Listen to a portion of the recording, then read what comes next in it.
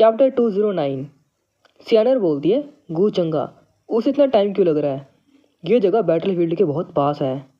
इसके बाद गूचंगा अपने स्पेस वॉर्प से बाहर आता है और बोलता है, यहाँ का काम ख़त्म हो चुका है, जल्दी यहाँ से चलो। और वो अपने लोगों की ओर देखकर बोलता है, तुम लोग यहीं रुको, 8 वेस्टलैंड और 10 डोमेन से फाइट करते रहो। वो बोलते हैं, ठीक है सर। अगले सीन में एक पक्षी दिखाते हैं जो जोर जोर से चिल्ला रहा होता है। उन लोगों में से एक बंदा बोलता है, ऑल 3, ये पक्षी आज फिर चिल्ला रहा है। वो बोलता है कि तुम और वीडो वांग कहीं इसे पकाने तो नहीं वाले? फिर दूसरा बंदा बोलता है, भूल जाओ, उस औरत की कुकिंग स्किल बहुत ख़राब है। दूसरा बंदा हंसते हुए बोलता है, ये सब तुम्हें ही करना पड़ेगा, हम तो यहाँ मज़े करेंगे। फिर एक आदमी पीछे मुड़कर देखता है और बोलता है, अगर सियनर यहाँ होती वो हमारे लिए माउंटेन से टाइगर या फिश पकड़ कर ले आती। पर ये लड़की टेंटन हमारी सियनर की तरह खुशमिजाज नहीं है। टेंटन जो है गूचंगा और अपनी दादी की फ़ोटो बनाकर उसे देखती है। उसे आवाज़ आती है, टेंटन। ये बात सुनने के बाद वो बहुत हैरान होती है, क्या मिट्टी के ये नकली मास्टर मुझसे बात कर रहे हैं? सियनर अपने पुराने मास्टरों को आवाज़ लगाती है, मास्टर मैं आ गई। टेंटन बोलती है, आंटी, मास्टर। भागकर गूचंगे के पास आती है। गूचंगा बोलता है कि तुम यहाँ ठीक तो हो? टेंटन बोलती है, मैं यहाँ अच्छी हूँ, यहाँ के बच्चे और ग्रैंडपा बहुत अच्छे हैं। गूचंगा बोलता है, तुम बहुत बड़ी हो चुकी हो, क्या तुमने मुझे मिस किया? टेंटन बोलती है, हाँ। फिर सियानर का मास्टर बोलता है, तुम इस गूचंगा को यहाँ पे क्यों लेके आई हो? सियानर बोलती है, ये आप क्या बात कर रहे हैं मास्टर? उसका एक दूसरा मास्टर बोलता है, तुम इसकी बातों पे ध्यान मत दो, तुम्हारा ये मास्टर एक विधवा औरत के जाल में फंस चुका है। गूचंगा बोलता है, मुझे किसी न किसी रास्ते से टाओयाओ से कुछ इन्फॉर्मेशन निकलवानी पड़ेगी। फिर एक बंदा बोलता है, ये लेजेंडरी इमोर्टल वाइन कितनी शानदार है। फिर दूसरा बंदा बोलता है, आज जितनी चाहे उतनी पियो, हमारी सियनर हमारे लिए और भी बहुत सारे गिफ्ट लेके आई है। फिर एक आदमी बोलता है, ये गूचंगा कहाँ चला गया? गूचंगा यहाँ टाओयाओ से मिलने आता है। टाओयाओ उसे बोलती है, तुम अपना टेबल छोड़कर यहाँ ड्रिंक क्यों कर रहे हो? गूचंगा बोलता है, मैं ये वाइन आपके लिए लेके आया था। वो लड़की बोलती है, मैं शराब नहीं पीती। गूचंगा बोलता है, ये बहुत शर्म की बात है, मैं ये वाइन डीमन वर्ल्ड से लेके आया था। फिर टाओयाओ बोलती है, कुछ दिनों पहले जब मैं टेंटन की बालों में कंघी कर रही थी तो मुझे मेरी पुरानी मेमोरीज याद आई। गूचंगा बोलता है, ओ कैसी मेमोरी, क्या आप इसके बारे में मुझे बताएंगी? टाओयाओ बोलती है, तुम्हें मेरी मेमोरी में इतना इंटरेस्ट क्यों है?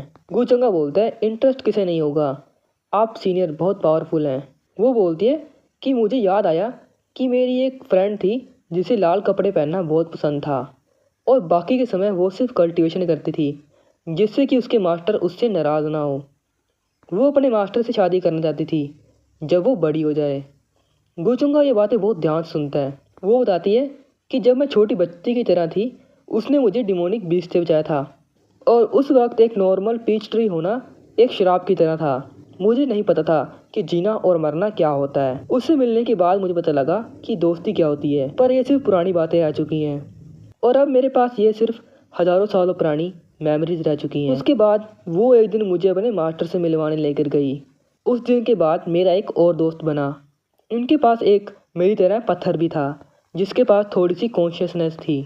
मैंने कभी सोचा भी नहीं था, एक सिंपल पत्थर और मैं पीच ट्री जिसके पास थोड़ी सी स्पिरिचुअल पावर और कॉन्शियसनेस है, जिनका जीना भी मरने की तरह है, वो कभी इमोर्टल कल्टीवेशन के रास्ते पर चल पाएंगे। उस लड़की के मास्टर उस पर बहुत सख्त थे, पर फिर भी हमारे साथ उन्होंने कभी भी भेदभाव नहीं किया।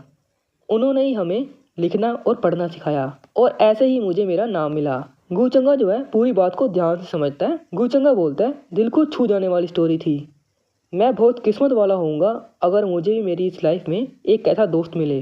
टाओयाओ बोलती है, क्या तुमने पहचाना नहीं मुझे? गूचंगा बोलता है, आपका मतलब क्या है सीनियर? क्या तुम इस बार पीच विलेज में मेरे लिए नहीं आए? शायद आप मेरा कोई टेस्ट ले रहे हैं। अगर वो रेड डिमिनस यहाँ होती तो वो मुझे एक बार में पहचान लेती।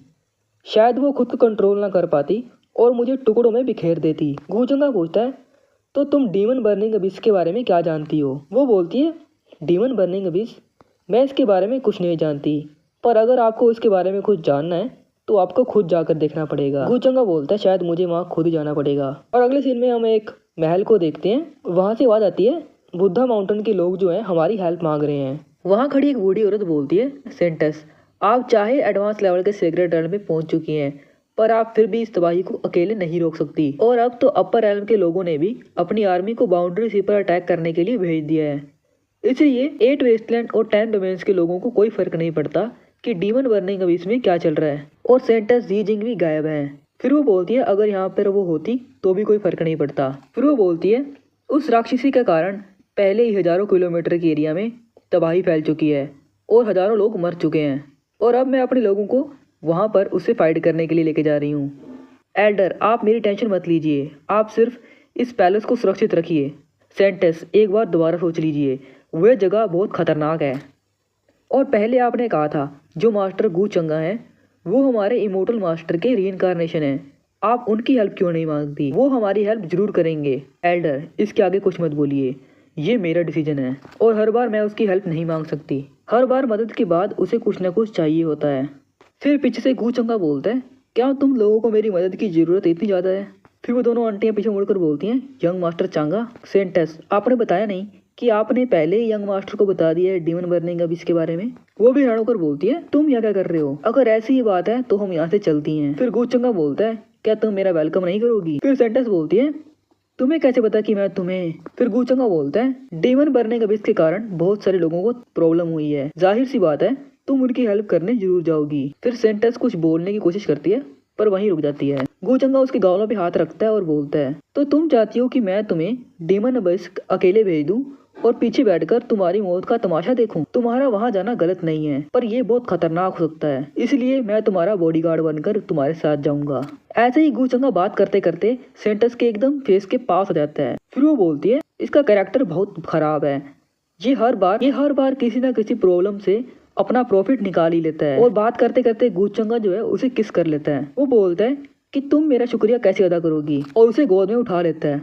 वो बोलती है कि तुम ये क्या कर रहे हो, ये मॉर्टल पैलेस है। गू चंगा बोलता है फिर ये तो बहुत सिंपल बात है, हम अपनी पहले वाली जगह पे चलते हैं। गू चंगा जो है उसे अपने इनर वर्ल्ड के अंदर ले जाता है। वो पूछता है कि मैंने सुना है हमारे मॉर्टल पैलेस में एक पावरफुल आर्टिफैक्ट है जो लोगों की बिलीव, टाइम, फॉर्चून, प्रेयर से पावर इकट्ठा करता है। वो कहती है हाँ हमारे पास है, पर उसे यूज करने के लिए उस आदमी के पास बहुत सारे फॉलोअर होने चाहिए जो कि उसकी दिल से पूजा करें, और ऐसा आदमी हमें कोई मिला ही नहीं, तो उसे किसी ने यूज ही नहीं किया। गू चंगा बोलता है ये तो बहुत सिंपल सी बात है। फिर वो हैरान होकर बोलती है इसमें सिंपल होने वाली क्या बात है? गू चंगा बोलता है चलो बाहर चलते हैं और इसका यूज करते हैं। बात करते करते गू चंगा जो है अपने सिस्टम से गोल्डन फॉर्चून गोल्डन को बाय करता है। इसके बाद दिखाया जाता है एक लड़की जो है बहुत बड़े पत्थर से टकराती है। इस आदमी ने 8 लोगों को लगातार हरा दिया है। गू चंगा की आर्मी का बंदा बोलता है तुम 8 वेस्टलैंड और 10 डोमेन्स के लोग एकदम यूजलेस हो, मैंने 8 लोगों को लगातार हराया है, अगर तुम्हारे पास ऐसी ही ताकत है तो तुम अपने हथियार डाल दो और सरेंडर कर दो। और बाकी लोग बोलते हैं हाँ सरेंडर कर दो। वेस्टलैंड के लोग बोलते हैं तुम बास्टर्ड कहीं के, हम तुम्हें ऐसे ही नहीं जाने देंगे।